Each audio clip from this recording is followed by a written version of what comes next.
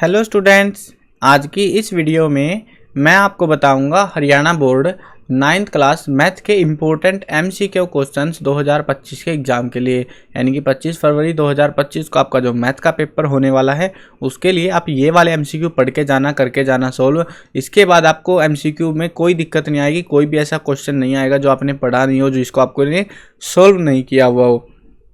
शुरू करते हैं वीडियो को। मैं हूँ अजय और आप देख रहे हैं CCL चैप्टर। लेकिन वीडियो शुरू करने से पहले आपको बता दूं, अगर आपको 9th क्लास के किसी भी सब्जेक्ट के important question, old question paper solution या मॉडल पेपर सॉल्यूशन की वीडियोस देखनी है, डिस्क्रिप्शन में प्लेलिस्ट का लिंक मिल जाएगा, वहां से देख सकते हो। उसके अलावा आपको एक वेबसाइट बता देता हूं, गूगल पर जाओ और ये नाम सर्च करो cclchapter.com। इस वेबसाइट पर आपको हरियाणा बोर्ड का सेक्शन मिलेगा, जहां पर आपको सारा जो स्टडी मटेरियल है वो देखने को मिल जाएगा। और मैं जो आपको पढ़ा रहा हूँ इसी वेबसाइट से ही पढ़ाता हूँ सारी चीज़ें। हरियाणा बोर्ड सेक्शन में आपको इंपॉर्टेंट क्वेश्चन, पुराने पेपर्स और साथ में प्रैक्टिस पेपर वगैरह सब चीज़ें मिलेंगी, तो विजिट जरूर कर लेना। डिस्क्रिप्शन में भी आपको लिंक दे दूंगा मैं, सारे जरूरी जो आपके काम आएंगे। अब देखो, चैप्टर 1 है हमारे पास में नंबर सिस्टम। मैं यहाँ पे डायरेक्ट क्वेश्चन और आंसर करूंगा, ऑप्शंस पढ़ने में आपका टाइम वेस्ट नहीं करूंगा, आपको प्रैक्टिस करनी है जस्ट आगे, ठीक है। यहाँ पे प्रैक्टिस करोगे, अपना दिमाग लगाना है, उसके बाद ही हो जाएगा। विच of the following number is irrational number, इनमें से इरेशनल नंबर छांटना है कौन सा है। छांटने के लिए क्या करना है, स्क्वायर रूट दे रखा है, 4 का स्क्वायर 16 स्क्वायर रूट 4 होता है, ऐसे 36 6 का होता है, 48 किसका होता है पता नहीं है, 8 का होता है 64, तो बच गया 48। तो इस तरीके से आपको आइडेंटिफाई करना आना चाहिए बस। और ऐसे जो है क्वेश्चन आएंगे आसान आसान, बहुत ज़्यादा आसान आएंगे। वैल्यू बतानी है, 36 की हाफ जो पावर है वो क्या होगी, यानी कि ये कुछ काइंड ऑफ ऐसे सोल्व होगा आपका, ठीक है। मल्टीप्लाई में ना ये 6 का स्क्वायर और ये इस तरीके से इसको सोल्व किया जाएगा और आंसर आ जाएगा। बहुत आसान आसान क्वेश्चन आएंगे, वो आपको थोड़ा सा लॉजिक लगाना है और आराम से आंसर हो जाएंगे एमसीक्यूज के। विच of following statement is true, इनमें से कौन सी स्टेटमेंट ट्रू है। Every irrational number is a real number.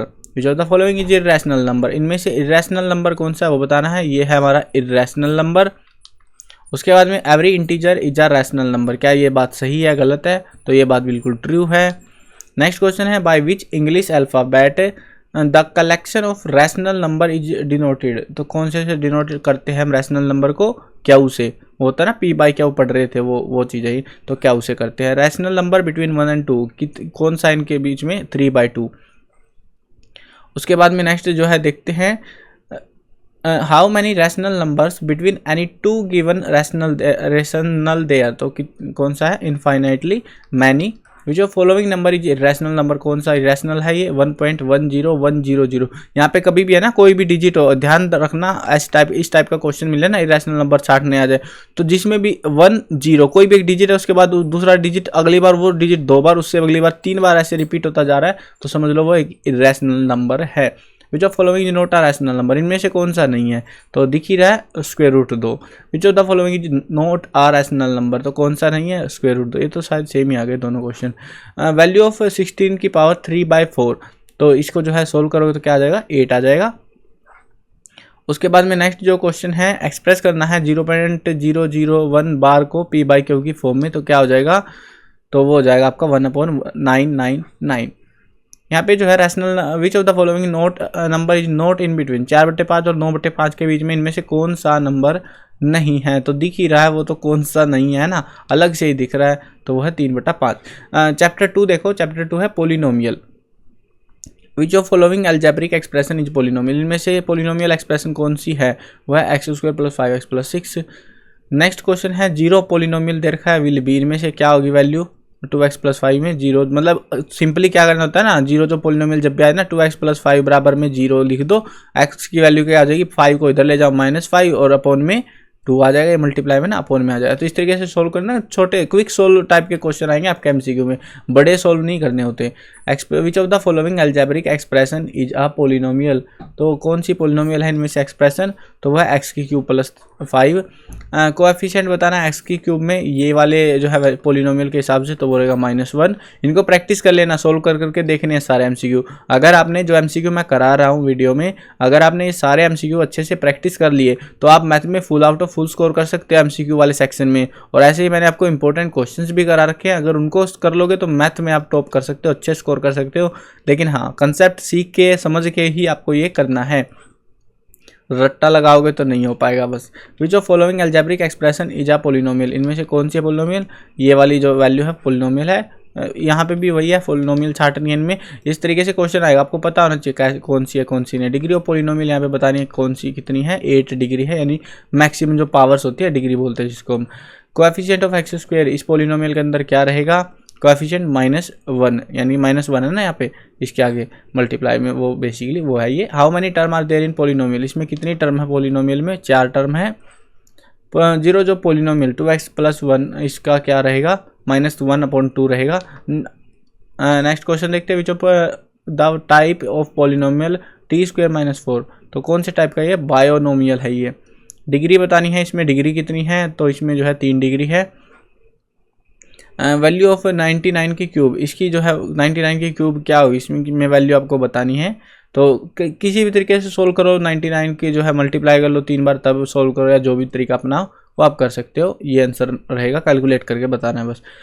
Factor of 2x² + 7 + 3, इसका क्या होगा, फैक्टराइज करने इसको, तो ये आपका जो आंसर आ जाएगा। फिल इन द ब्लैंक भरना, a⁴m और ब्रैकेट में बाहर n है, तो क्या हो जाएगा, a⁴mn हो जाएगा। फिल इन द ब्लैंक भरना, यहाँ पे क्या आएगा, x + y का स्क्वायर, फार्मूला पूछा हुआ है बेसिकली, आसान है ना, 2xy यहाँ पे आएगा। फैक्टराइज करना है 4y² और -4y + 1 को, तो यहाँ पे ये आंसर आएगा 2y - 1 का स्क्वायर। फैक्टराइज करनी है ये वाली वैल्यू, फॉर्मूले ज़्यादातर है ना, आपको देखने से ही समझ आ जाना चाहिए, फॉर्मूला मिलेगा कहीं ना कहीं आपको, ठीक है। क्यूब का फॉर्मूला है, स्क्वायर वाला फॉर्मूला प्लस माइनस में, वही आपको देखने को मिलेगा। नेक्स्ट जो है वैल्यू ऑफ k बतानी है, x - 1 में फैक्टर ऑफ px, ये जो हमें दे रखा है, तो वैल्यू ऑफ k रहेगी √2 -1। एंड चैप्टर 3 देखो, चैप्टर 3 है कोऑर्डिनेट जियोमेट्री। इन विच क्वाड्रेंट, क्वाड्रेंट का सीख के जाना, बस ये कौन से क्वाड्रेंट में लाई करते हैं, बस ये मेन रहता है इस चैप्टर में से कि कौन सा, जैसे 6 क्वाड्रेंट का पता ना, x पहले x लिखा होता है फिर बाद में y लिखा होता है, x में 6 है इधर की साइड में, y माइनस में नीचे की साइड में, 4th क्वाड्रेंट में ये लाई करेगा। तो इस तरीके से आपको आइडेंटिफाई करना है। जैसे ये -1 -3 है, तो -1 किधर x का इधर है, -3 किधर है नीचे की साइड है, तो कौन सा क्वाड्रेंट है, तीसरा क्वाड्रेंट है। तो इस तरीके से रहेगा ये। ग्राफ ऑफ x = 2 है, इज अ लाइन, कौन सी लाइन है ये, x = 2, यानी कि वो लाइन पैरेलल है y एक्सिस के। पॉइंट दे रखे है -1 4, कौन से क्वाड्रेंट में है, सेकंड में। पॉइंट कौन से जो है कहाँ पे लाई करता है, y एक्सिस पर। ऐसे ही जो है क्वाड्रेंट का आइडेंटिफिकेशन सीख के जाना बस इस चैप्टर से, मेन तो यही है। व्हाट इज एब्सिस का एंड ऑर्डिनेट ऑफ पॉइंट, तो इन पॉइंट का क्या है, वो है x - 4 है और y - 3 है, मतलब वैल्यू पूछ रखी है आपसे। नेक्स्ट चैप्टर देखो, chapter number 4, linear equation in 2 variable. Value of k बतानी है, वैल्यू पुट करो x की और y की और सोल्व कर दो, बस आराम से निकल जाएगा। कोई मुश्किल MCQ नहीं मिलेंगे आपको, बहुत आसान आएंगे, प्रैक्टिस कर लेना इनको।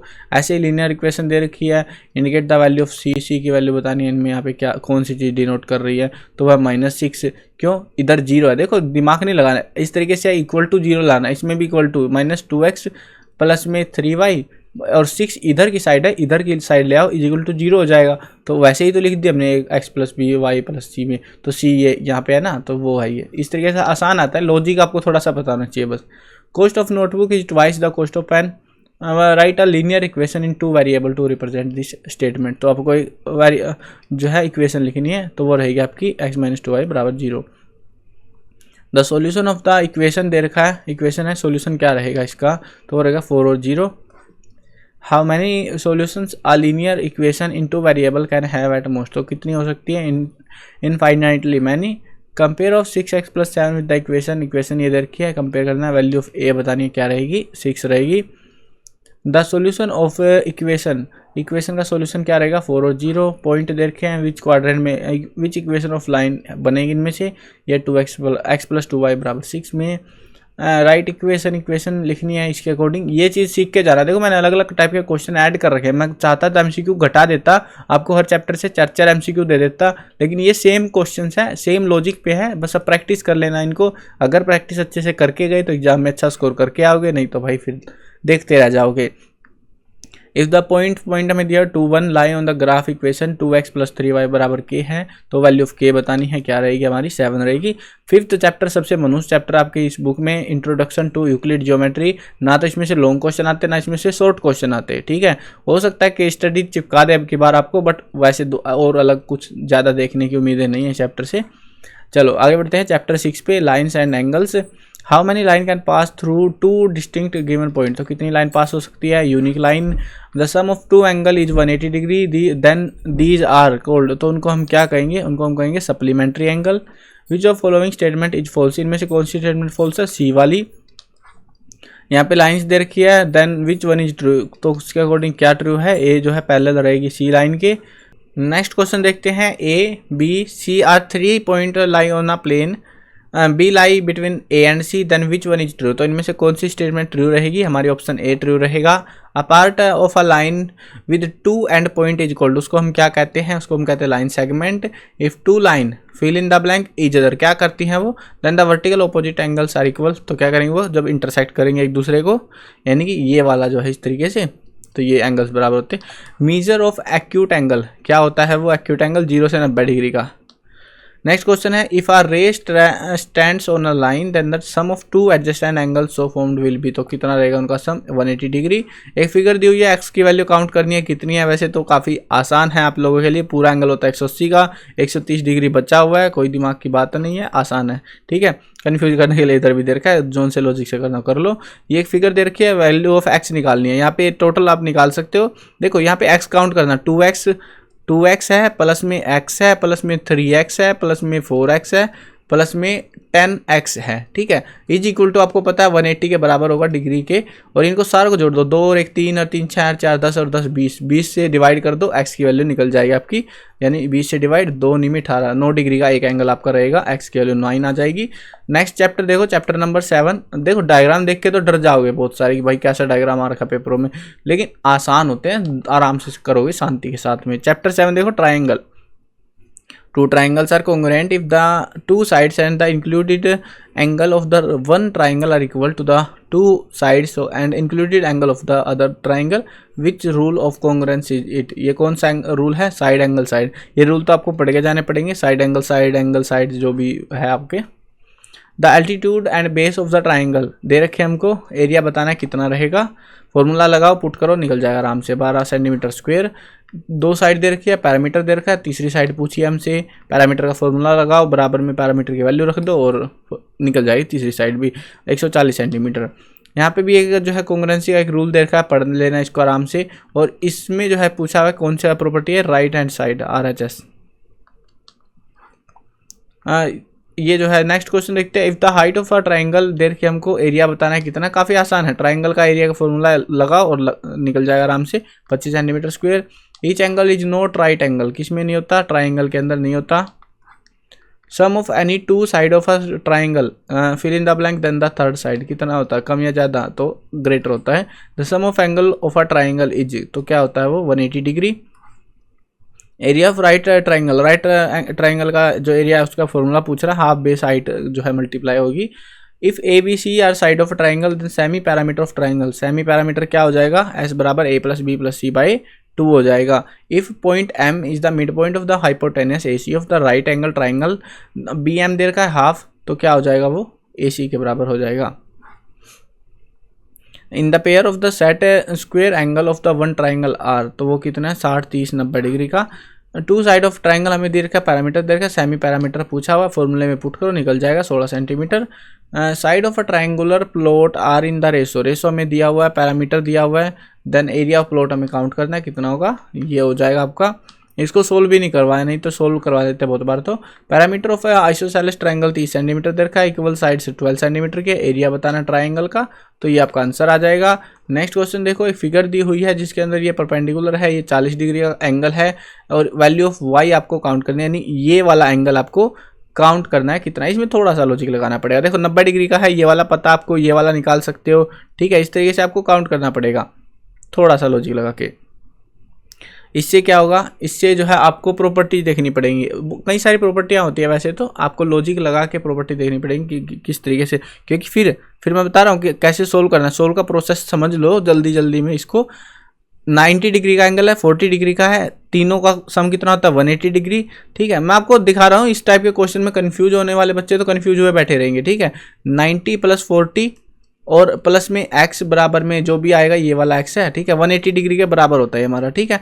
अब इसमें x की वैल्यू क्या आ जाएगी, 9 और 4 13, 130 में से 180 में से 30 गए, 50 डिग्री बचेगा, यानी ये वाला एंगल हो गया हमारा 50 डिग्री का। ठीक है, अब ये 50 का, ये 30 का, 80 हो गया। 80 के बाद में जो है आपको क्या करना है, 50 और 30 80, तो यहाँ पे टोटल होता है 180, तो बच गया कितना, 80 में से 180 में से गया 100 डिग्री का ये वाला एंगल आ गया। ये लिख के नहीं दिखाना आपको, सिर्फ एमसीक्यू में टिक्का मारना तो जल्दी हो जाएगा। अब 100 का ये है और पूरा कितना था 180 का ये वाला, तो 80 बच गया, तो 80 डिग्री आपका आंसर आ जाएगा।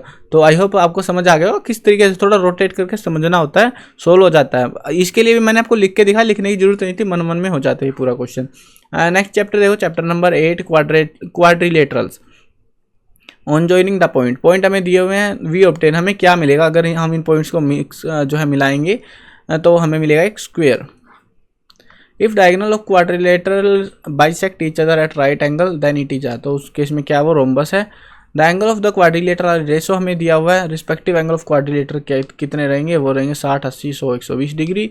सर्कल नेक्स्ट चैप्टर हमारा 9th chapter, angle of semi circle क्या होता है, राइट होता है। The length of the complete circle, उसको हम क्या कहते हैं, सरकमफ्रेंस कहते हैं। One and only one circle can pass through how much non collinear point, तो कितने हैं वो 3।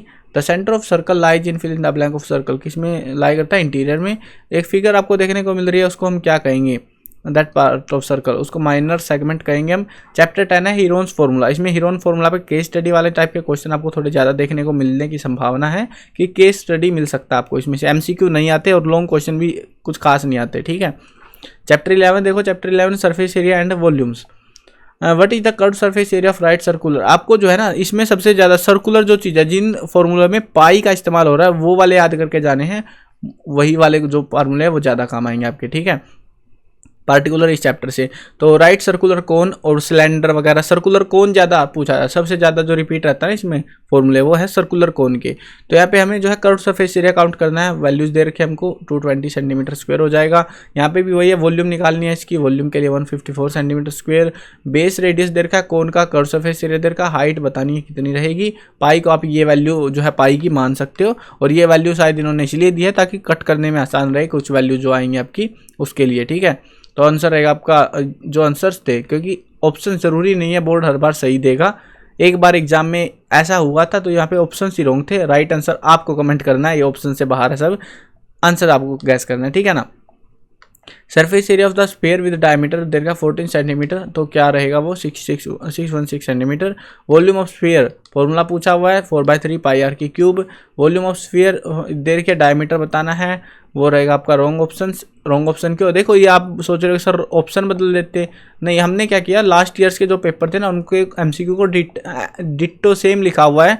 कुछ एमसीक्यूज को जो एग्जाम में आ रखे थे अपने पास से भी कुछ बनाए, लेकिन कुछ जो है बोर्ड की साइड से जो आ रखे थे बिल्कुल सेम लिख दिए, ऑप्शन भी सेम लिख दिए जो फाइनल पेपर में पूछे थे। और वहाँ पर ऑप्शन कंफर्म मत ये मत सोचना कि भाई डिट्टो सेम आएगा ही आएगा, गलत भी आ जाते हैं कभी कभी। कहीं तुम सोचो कि सर मेरा तो आंसर बार बार गलत आ रहा है, हमने ट्राई कर लिया, तो बोर्ड गलत भी दे देता है। एक आध क्वेश्चन में होता है, सब में नहीं होता, एक आध क्वेश्चन में गलत ऑप्शंस भी देखने को मिल जाते हैं आपको। ठीक है, the curve surface area of the hemisphere with radius जो है आर दे रखा है, तो क्या होगा वो 2 पाई are square.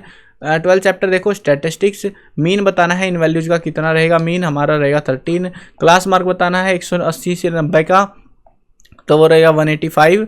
Mean of the first 5 natural number क्या रहेगा हमारा 3। Difference of the highest lowest value of data, उसको हम क्या कहते हैं, range. What is the upper class limit in interval दे रहा है 20 to 30, तो वो क्या रहेगा 30। लोअर पूछेंगे तो 20। रेंज ऑफ द डाटा दे रखा है, इसकी रेंज क्या रहेगी हमारी 68। नेक्स्ट है class mark of the class interval is, class mark क्या होता है, दोनों को जोड़ दो, अपर लोअर को और हाफ कर दो, बस वो रहता है, यानी कि सॉरी अपर माइनस लोअर, हाँ ये सॉरी उल्टा मैंने बता दिया था। तो अपर में से लोअर को घटा दो और डिवाइड बाई 2 कर दो। ठीक है, क्लास मार्क जो है 150 160 का 155 हो जाएगा।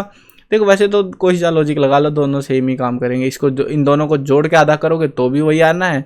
ठीक है, यहाँ पे मेरे को इसमें जो है डाउट लग रहा है, क्लास मार्क इंटरवल में माइनस की जगह प्लस वाला आई आना चाहिए था इसमें, क्योंकि हाफ करोगे तो बहुत छोटा सा वैल्यू आएगी। मेरे हिसाब से तो सी आंसर था, इसमें मिस टाइप हुआ शायद कोई। The height of 9 student of class are given centimetres में दे रखी है, तो ये जो है मीडियन ऑफ दिस डाटा वो क्या रहेगा 149। मार्क दे रखे हैं यहाँ पे इनका मॉडल मार्क, तो क्या रहेगा हमारा वो 9 रहेगा। तो ये थे आपके टोटल एमसीक्यू जो मैंने आपको प्रैक्टिस के लिए अवेलेबल कराए थे। कुछ एक्स्ट्रा एमसीक्यूज भी यहाँ पे अवेलेबल करा रखे हैं मैंने, आप चाहो तो प्रैक्टिस कर सकते हो। लेकिन हाँ, जो एमसीक्यू जो ऊपर देखो, ये काफ़ी सारे एमसीक्यूज अलग अलग चैप्टर्स के यहाँ पे कलेक्टेड है, क्योंकि एनालिसिस कर रहे थे हम कुछ चीज़ों पे, और भी असर्शन रीजन टाइप के क्वेश्चंस वगैरह भी हम सोच रहे थे, प्लान कर रहे थे। बट फिर बाद में जो है हमें लगा कि यार एग्ज़ाम बहुत आसान आ रहे हैं 9th क्लास के, तो थोड़े टाइम के बाद में कर लेंगे इसको। लेकिन हाँ, आपको जो मैंने क्वेश्चन कराए हैं ये चाहो तो प्रैक्टिस कर सकते हो, वेबसाइट पे अवेलेबल है सारे क्वेश्चन। नहीं तो यहाँ तक के क्वेश्चंस भी करोगे तो आपको एमसीक्यू बाहर से नहीं मिलेंगे। असर्शन रीजन आपके लॉजिक के ऊपर डिपेंड करेंगे कि आपको आते कितने हैं, ठीक है ना। बाकी काफ़ी आसान जो है एमसीक्यूज आते हैं मैथ के पेपर के अंदर, बस आपको कंसेप्ट पता होना चाहिए। कंसेप्ट के लिए हमने जो क्वेश्चंस आपको कराए हैं एमसीक्यूज के, इनके टाइप के ही क्वेश्चन मिलेंगे। हो सकता है सेम क्वेश्चंस भी देखने को आपको एग्जाम में मिल जाए। आई होप क्लियर हो गया होगा। अगर चैनल पर नए हो तो सब्सक्राइब कर लेना चैनल को, और हाँ, इस वेबसाइट पर विजिट करके प्रैक्टिस कर लेना जरूर से एमसीक्यूज की। cclchapter.com पर हरियाणा बोर्ड सेक्शन में जब विजिट करोगे आप लोग, डिस्क्रिप्शन में लिंक है, यहाँ पर आपको बुक के सॉल्यूशन, इंपॉर्टेंट क्वेश्चन 2025 के लिए सारे सब्जेक्टों के ओल्ड क्वेश्चन पेपर, यानी कि लास्ट 10 ईयर्स के पेपर यहाँ पे मिल जाएंगे। मॉडल पेपर यानी प्रैक्टिस पेपर जो होते हैं, लेटेस्ट वाले पुराने सब चीज़ें मिलेंगे। सारे टाइप के जो पेपर है वो यहाँ से डाउनलोड कर सकते हो। ये सारी चीज़ें मिलेंगी इस वेबसाइट पर, तो विजिट जरूर कर लेना। चैनल पर नए हो तो चैनल को सब्सक्राइब कर लेना। मिलते हैं नई वीडियो में, बाय बाय।